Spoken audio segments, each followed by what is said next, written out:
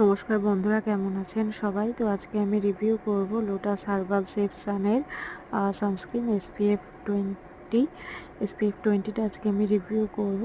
যারা এই গরমে একটা খুব ভালো সানস্ক্রিন চাইছেন তারা লোটাস হার্বালের এই সানস্ক্রিনটা নিয়ে নিতে পারেন। এটা PA+ SPF 20 আছে। এটা 100 গ্রামের প্যাক এবং এর প্রাইস হচ্ছে 315 টাকা।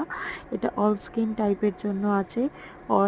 Oily skin, dry skin, sensitive skin, মানে অল স্কিন টাইপ এবং নর্মাল স্কিনেও এটা যাবে।